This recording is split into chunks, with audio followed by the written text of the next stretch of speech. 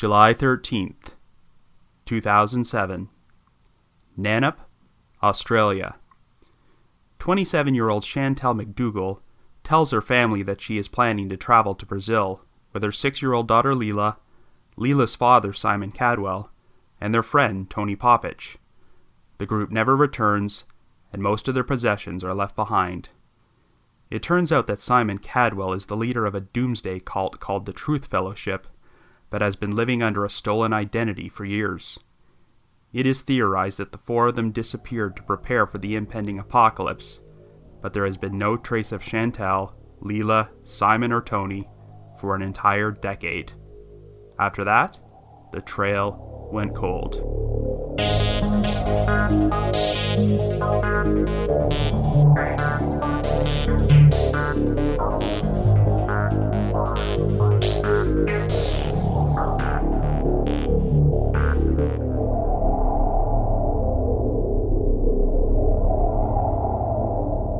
Hello everyone, and welcome to the latest minisode of The Trail Went Cold.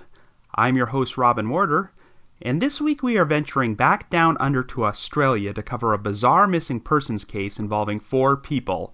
Our podcast has a sizable fan base in Australia, and this particular case was a request from an Australian listener named Shireen, so thank you Shireen.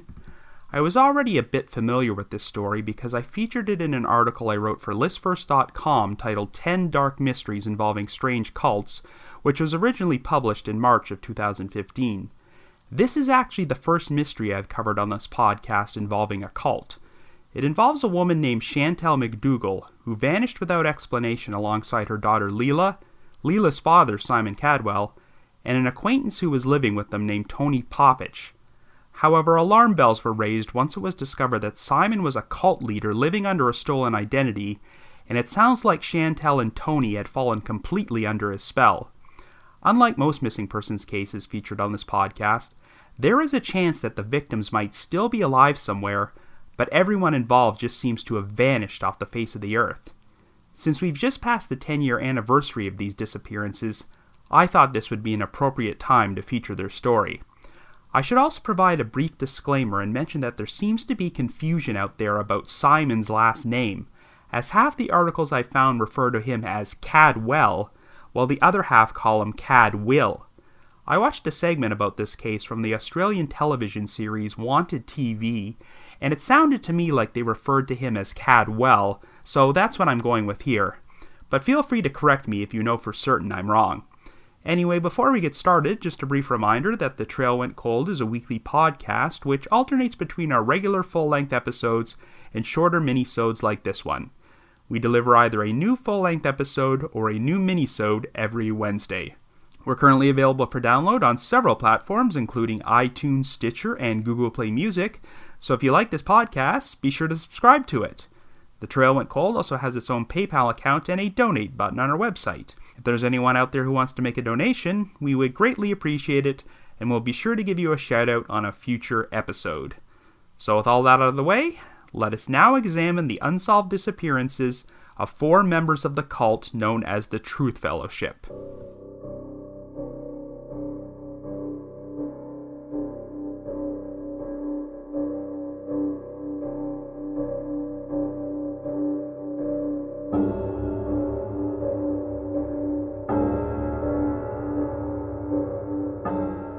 Our story begins in Western Australia in 2007.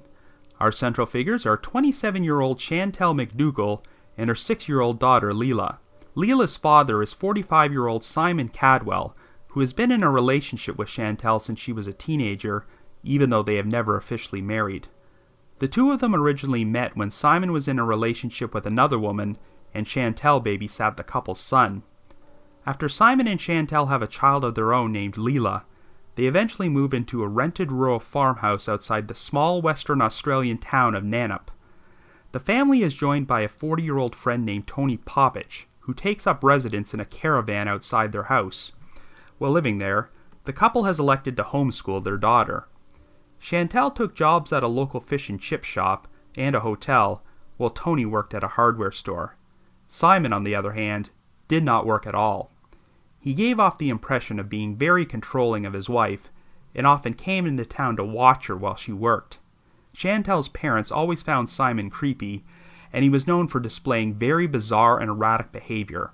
According to one of his neighbors, Simon went ballistic when he learned that a utilities company was going to install a transformer on a power pole near his property. He started ranting about a conspiracy to divert harmful electromagnetic waves towards his house, and responded by burying magnets around the property in order to divert these waves. He apparently became so flustered by the whole thing that hives started to break out over his face. Anyway, by the summer of 2007, everyone from that house was unemployed and living off payments from Centrelink, which is pretty much the Australian version of Social Security. On July 13th, Chantelle phoned her parents in Victoria and told them that the family was planning a trip to Brazil. She claimed that Simon had already left, and that she and Leela were planning to join him. But unfortunately, this would turn out to be the last time Chantelle's parents ever spoke to her. By the time October rolled around, they had not heard from Chantelle, and officially reported her and Leela missing. Well, it turns out the foursome had pretty much abandoned their home.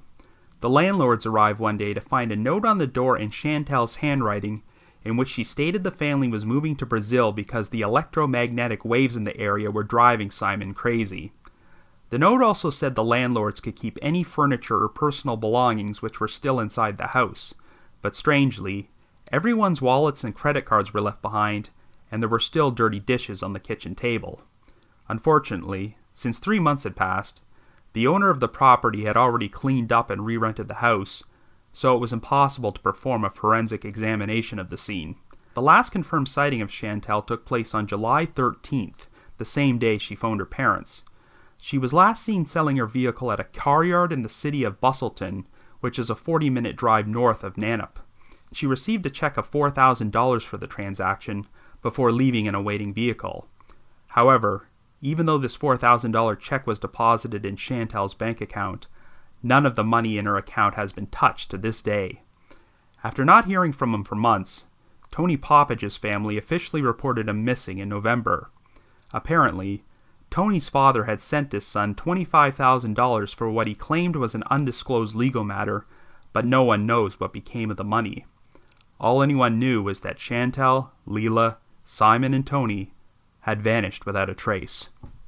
Yes, they had left a note indicating they were planning to travel to Brazil, but there was no paper trail to suggest that any of the 4 missing individuals had gone there or even left Australia.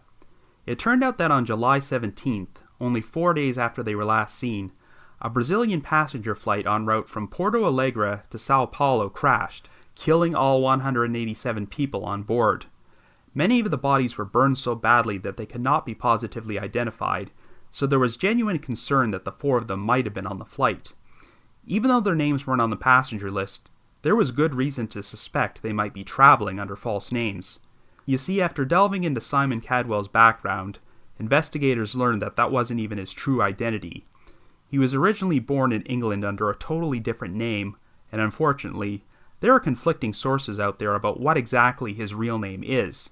Some articles say Gary Felton, some say Gary Feltham, and others say Gary Feldman. Whatever the case, Gary stole the identity of a former associate of his named Simon Kadwell before he moved from England to Australia. And it also turned out that Gary/Simon was the head of a New Age religious cult named the Truth Fellowship. Of course, Chantelle was a member of this cult, and her family feared that she had been brainwashed. Simon had also successfully recruited Tony Popic, who was such a devout follower that he lived with Simon and his family full-time. However, this was mostly an internet-based cult which would meet in an online forum known as the Gateway. Simon managed to recruit between 40 and 50 followers who referred to themselves as the Forecourt. This cult followed the teachings of a doomsday book Simon wrote called Servers of the Divine Plan. After the disappearances, the publisher had the book removed from circulation, though you can still find used copies of it available for sale on Amazon these days. Anyway, this book prophesizes the birth of a new world of higher consciousness after a 75,000-year cycle, and is based around the idea of people becoming the servers mentioned in the title. All of these servers would scatter and travel to different places on Earth in order to prepare for the impending apocalypse. And when the apocalypse finally hit, the servers would all move on to a higher plane of existence. Well, in June of 2007, Simon left his final posting for his followers in the Gateway, and it read, "I'm exhausted, and the only option left is to leave this world." One of these followers eventually revealed that Simon had told her he was considering taking the suicide drug Nembutal alongside his family. When she advised him against it, and told Simon that forcing a child to take a fatal drug like that would be murder, he reconsidered and said that maybe it would be a better idea for them to just wander off into the wilderness and live in isolation. So given that the Truth Fellowship was a doomsday cult, the absolute worst-case scenario was that Simon had murdered Chantelle, Leela, and Tony, or convinced them all to travel to an isolated location to participate in a mass suicide. However, it also seemed possible that the four of them could have followed the prophecy of servers of the divine plan and completely disappeared off the grid to await an apocalypse, which obviously hasn't happened. But in 2013, it was announced that an interesting discovery had been made. It turned out that on July 15, 2007, 2 days after the group went missing, Tony Popic's driver's license was used to rent a double room at a backpackers hostel in the Northbridge suburb of Perth. Earlier that day, someone had also used Tony's cell phone while boarding a train from Bunbury to Perth. The following morning, this same person hopped on a train to Kalgoorlie, and in both cases, they purchased their ticket under the name J. Roberts. Now, given Simon Kadwell's history of stealing identities, no one could be certain if it was Tony himself who used his ID. When this case was profiled on the television show Wanted TV, they even revealed the exact seat J. Roberts would have sat in, and hoped that someone who took that particular train to Kalgoorlie might have remembered seeing him. But it doesn't sound like anyone did, which isn't too surprising since the show aired 6 years after the fact. Anyway, Chantelle's parents have worked diligently to keep their missing daughter and granddaughter in the spotlight, but unfortunately, there have been no confirmed sightings of Chantelle McDougall, Leela McDougall, Simon Kadwell, or Tony Popic for an entire decade. So I guess you could say, the trail went cold.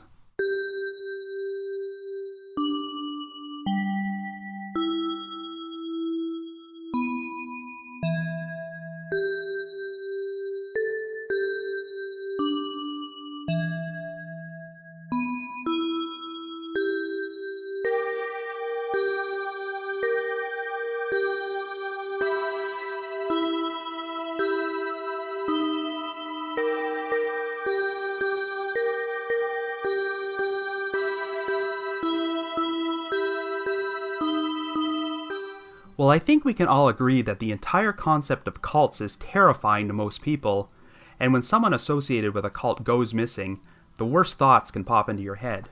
Perhaps the most famous example of this involves Michelle Miscavige, the wife of the current Church of Scientology leader David Miscavige, and I'm sure I don't have to explain the issues people have with Scientology.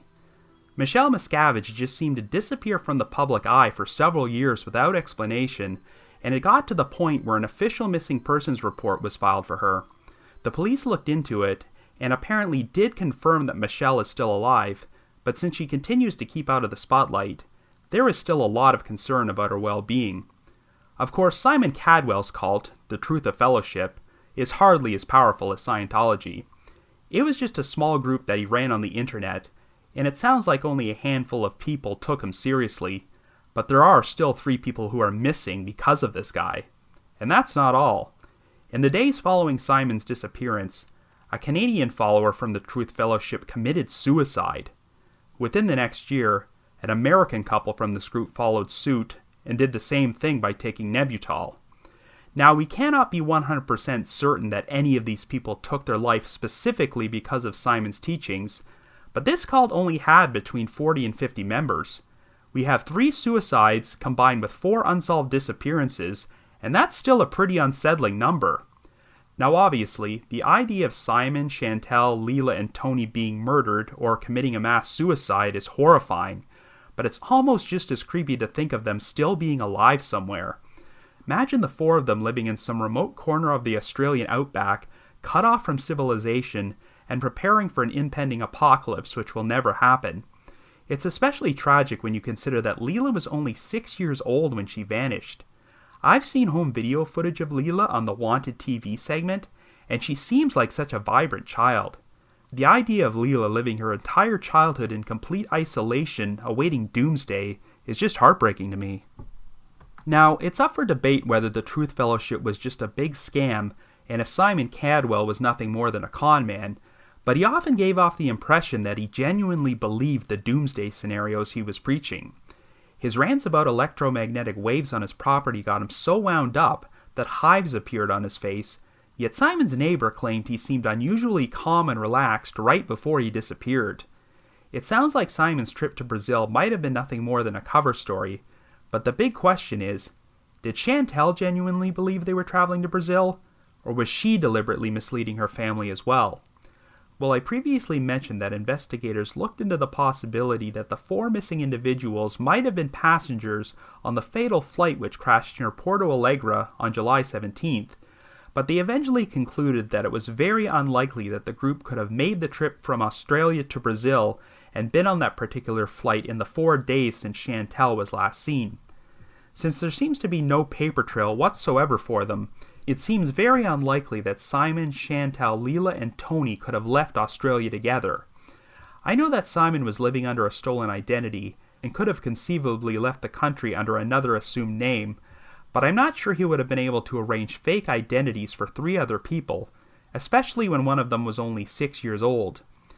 Leela would have been born shortly before 9/11, so if you ever wanted to take a child out of the country, you'd have to get her a passport, and there's no indication they ever did this. So if the group was still alive, they'd probably still have to be in Australia, and the big issue is that Australia is a very large place and has a lot of remote areas with vast empty space. If they prepared themselves well enough, there are a lot of places where a tiny cult could conceivably live off the grid for a long period of time without anyone ever finding them. The key to this whole mystery might be the usage of Tony Popic's identification at the hostel in Northbridge 2 days after the group was last seen.